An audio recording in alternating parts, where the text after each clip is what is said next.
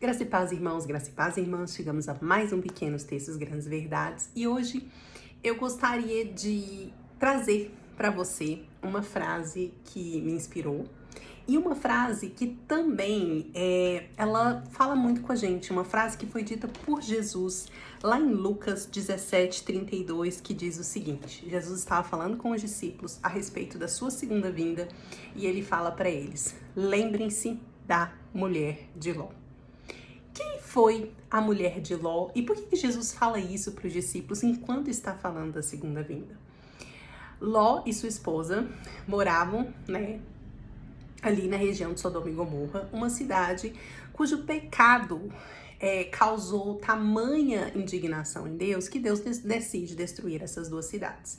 A gente vai ver então a história da destruição e do que aconteceu lá em Gênesis 19. Quando os anjos do Senhor retiram Ló e sua família da cidade, a gente vê lá em Gênesis 19, no versículo 17, que eles falam o seguinte: assim que os tiraram da cidade, um deles disse a Ló: fuja por amor à vida. Não olhe para trás e não pare em lugar nenhum da planície. Fuja para as montanhas. A ordem foi muito clara: não olhe para trás. Mas aí, no versículo 26 desse mesmo capítulo, nós temos o seguinte: mas a mulher de Ló olhou para trás e se transformou numa estátua de sal. Muita gente pergunta, e eu acho que é uma pergunta justa e válida: será por que ela olhou para trás? Existem N possibilidades e que sinceramente se aplicam à minha vida e à sua. A primeira possibilidade é que ela olhou para trás com curiosidade. Ela quis saber o que estava acontecendo e a curiosidade foi mais forte do que a obediência. Talvez ela olhou para trás com saudade. Saudade dos amigos, saudade da cidade em que ela morou. Talvez com nostalgia ela pode ter olhado para trás.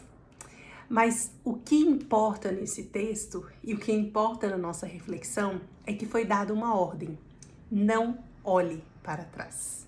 E ela olhou. E aí a gente vai ver no arco da história Jesus conversando sobre a sua segunda vinda e fala para os discípulos: lembrem-se da mulher de Ló. E o que a mulher de Ló tem a ver com a segunda vinda de Jesus e tem a ver com a nossa vida, com a nossa espiritualidade?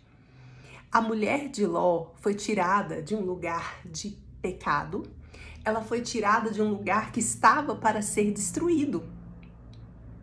Da mesma forma como acontece comigo e com você quando a gente aceita Jesus. Nós somos tirados, como diz também o texto, do lamaçal do pecado e trazidos para uma vida em abundância. Nós somos tirados de uma situação difícil, de morte, e trazidos para a vida. Só que você já percebeu a tendência que a gente tem de olhar para trás? Talvez, como a mulher de Ló, numa curiosidade: deixa eu ver ali o que eu deixei para trás. Talvez, como a mulher de Ló, com uma saudade. Saudade de coisas que nós vivemos e já não experimentamos mais. Só que o que está à nossa frente precisa nos motivar a não olhar para trás e a não nos prendermos ao que passou. E o que está à nossa frente, o que está ao nosso lado no nosso caminho? Jesus e a vida eterna. Nós precisamos diariamente nos lembrar da mulher de Ló. Nós precisamos diariamente nos lembrar de onde o Senhor nos tirou e para onde Ele nos trouxe. E aquilo que nos aguarda ali na frente, se nós formos obedientes ao comando de não olhar para trás. Se nesses dias você percebe que você tem olhado para trás, lembre-se que muitas vezes pode não haver uma morte física, mas a fumaça da cidade que pega fogo pode nos cegar e nos impedir de enxergar aquilo que o Senhor tem para nós. Lembre-se da mulher de Ló. Um beijo, eu vejo você aqui na quinta-feira. Meu pai volta amanhã. Tchau, tchau. Deus abençoe.